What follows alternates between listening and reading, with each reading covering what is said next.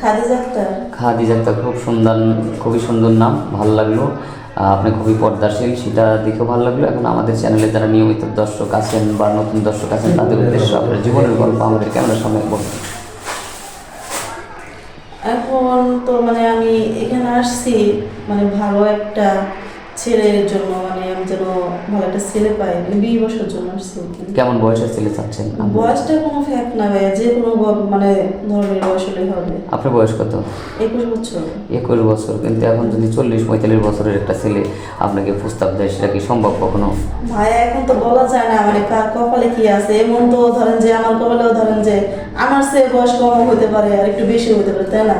এমন বয়স কোনো একটা না, আল্লাহ মানে ভাগ্যে যেটা রাখে ওটাই হবে। মনে করেন যখন আল্লাহ আপনার ভাগ্যে 45 বছরের ব্যক্তিকে কোনো সমস্যা নাই, কোনো সমস্যা নেই। কারণ আমরা যে ফ্যামিলির মেয়ে অনেক মানে ঘরে স্বপ্ন আছে, একটু গরিব ঘরের মেয়ে স্বপ্ন আছে। হ্যাঁ, আর আমাদের মানে যে বিয়ে দেবে যৌতুক ছাড়া তো আর বিয়ে হয় না।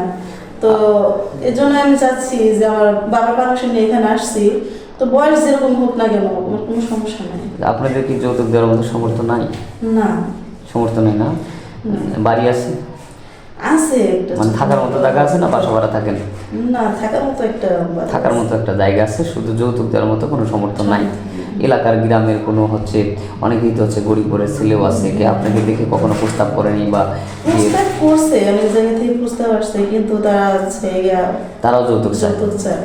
এলাকার মেম্বার চেয়ারম্যান তারা জানে না যে আপনারা গরিব হত দরিদ্র, তো কিছু সাহায্য সহায়তা করে আপনার এই বিয়েটা পাশে এসে দাঁড়ায় কেউ? ওরকম পাশে দাঁড়ানোর মতো কেউ নাই, কারণ এখন টাকা ছাড়া তো আর কেউ কথা বলে না।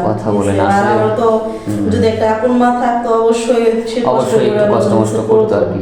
এখন সৎ মা ঘরে মানে ছোটবেলা থেকে না অনেক কষ্ট পাইতে পাইতে এই পর্যন্ত বড় হয়েছি। এখন বাবার অনেক বয়স হয়ে গেছে, এখন পরে সে মানে আমার একটা চাচাতো বোনের ধার আর কি এখানে আসছি, তারও এখানে এসে বিয়ে হয়েছে।